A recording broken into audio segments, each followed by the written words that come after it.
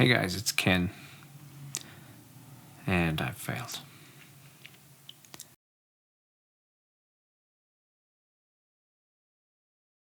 So today, talking about failure. It's probably one of the most important things that doesn't seem like we're really allowed to do anymore. Every day it seems like we're finding more and more ways to build safe places, safe spaces, take failure away. We're doing it in schools. We're taking away punishment for fear of changing how people react to having failed. We're afraid to let these things happen. And failure is really, really important, because without failure, you never really learn what it takes to go beyond, to go further than you are, right? You never experience what it's like to try as hard as you can and still fail. Still have it not be good enough, and being able to bounce back from that, right? It's not like skill is not being able to be successful. Skill is being able to recover from failure in a way that people don't even notice that the failure occurred. And yes, this is 100% a martial component, but it's also one of the martial components that carries over into our everyday life. It's what helps a martial artist become successful in school and in life and in work. One thing that I noticed early on in my martial travels is that a lot of the martial artists that I met who were fairly high level, some level of a black belt, right? And maybe now's not the time to talk about my thoughts on the black belt and what that's all about, because I don't think we think of it correctly. Well, a lot of people don't.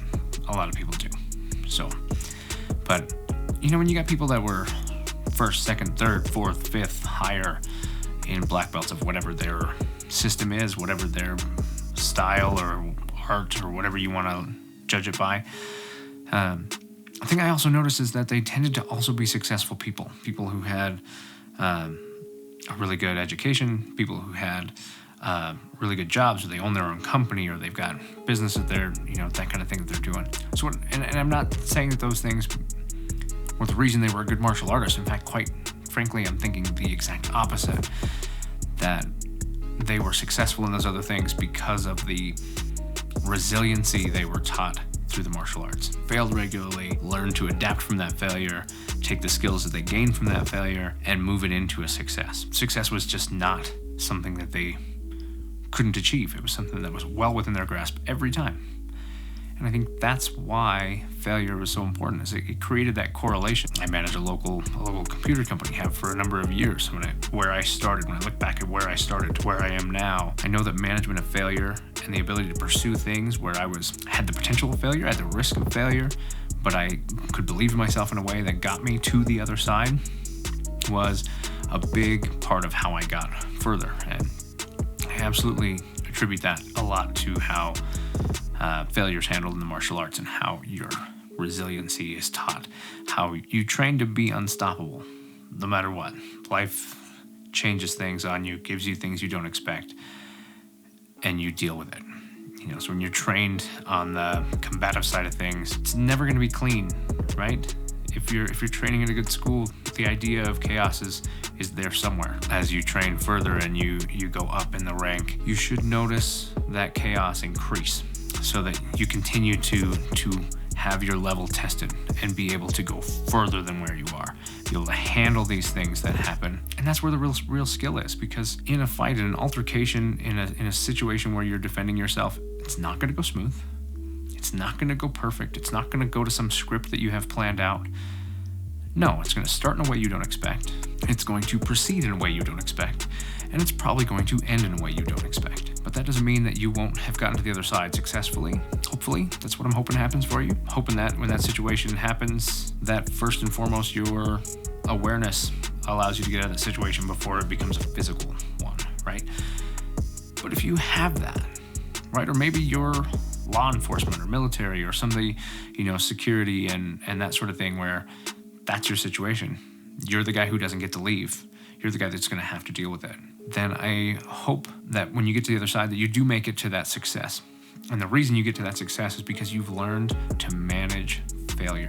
I'm going to forget who the quote was. If I can remember when I edit, here somewhere. Flow is the management of failure, right? When you see someone move effortlessly when they're sparring or they're fighting and they're able to just continue to move from thing to thing in a very smooth way, and you look at it and go, man, that's awesome. That looks really, really good. Usually it's somebody who's really good at managing failure in a way that you don't detect, where it didn't work and they're already on to the next thing. They're already using the thing that stopped them from succeeding. Jiu-jitsu and all these other, but jiu-jitsu has a tendency to show this the most, is the entire concept is okay, I'm in a situation, I'm gonna try to do something. It's probably, maybe, gonna be thwarted. You're gonna try to work to stop me from achieving that. But by doing so, you're gonna give me the gift of something else.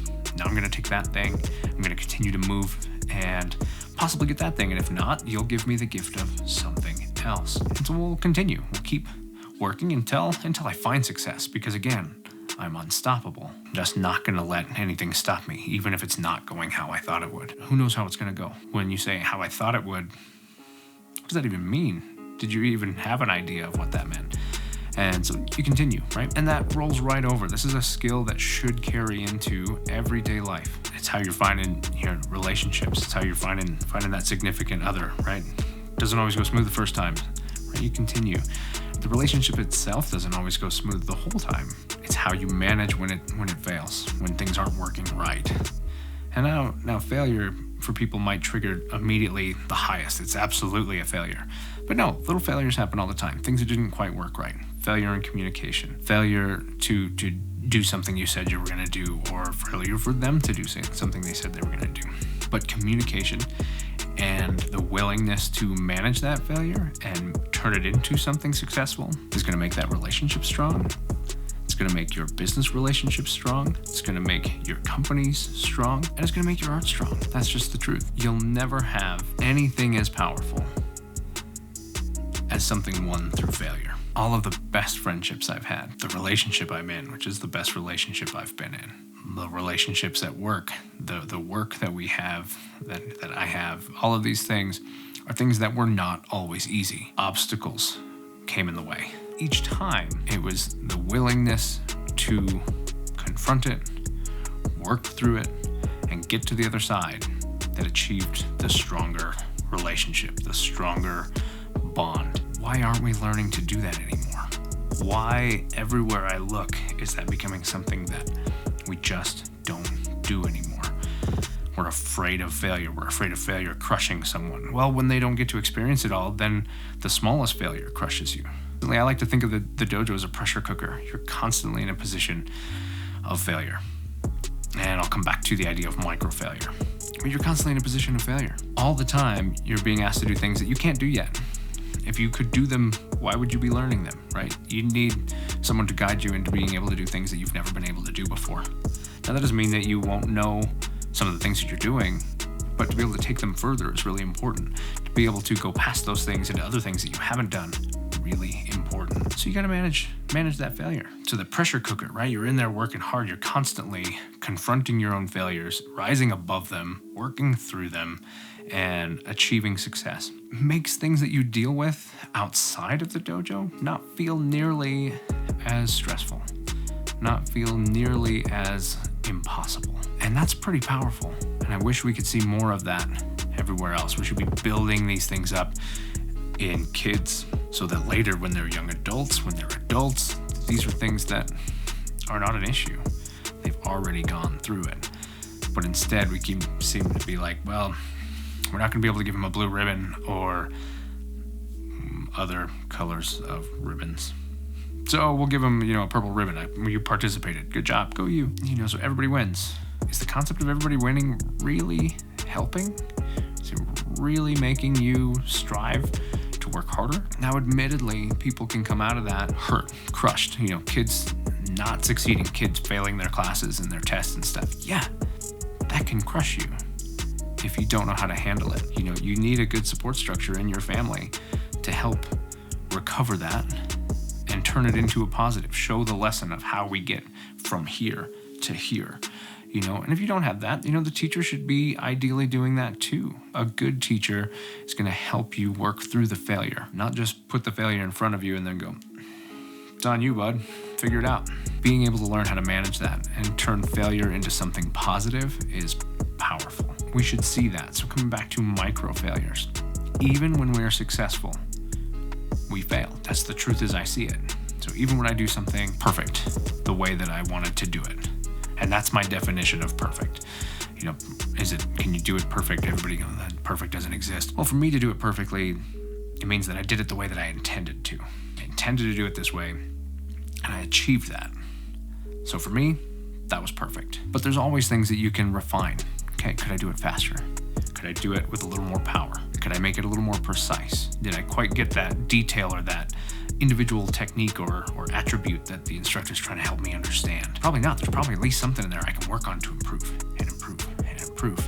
And these are micro failures. Their success, when you zoom in on it, is wrapped in micro failures. To be able to assess those and measure those allows you to manage those and improve them. And that's how we become better. So when we do something, if we do it and succeed and are happy and move on and continue to repeat, we never become better. If we do it and succeed and evaluate and assess, make the next time we do it better, more efficient, then we will continue to improve, continue to go further. And that's how we grow. When you see someone staying stagnant, they're usually forgetting that step.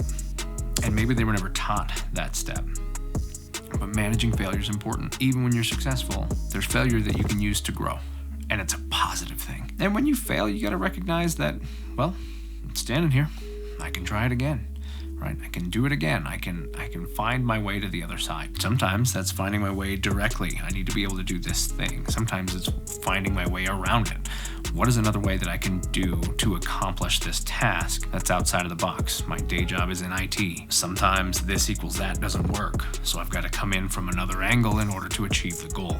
Being able to clearly define the goal is an important component that we need. And sometimes we mistake failure for not understanding the true goal. What was the true thing that I needed to accomplish? If I can look at that, if I can evaluate and truly clearly determine what my goal is, then it makes it easier for me to establish whether or not I was successful. So I think we need to reevaluate failure, embrace it, leverage it as a tool to help us succeed, to help us improve and make progress. So that's what I got. That's some of my thoughts on failure, right? At least version 1 on my thoughts on failure. This continues to unfold. This is something I've thought about for a long time. This channel, a big part of it is about chronicling where I'm at now, so that later on, maybe I revisit and reestablish. I've had this conversation with myself more than once, and it won't be the last time I talk to myself about failure and where I see its value.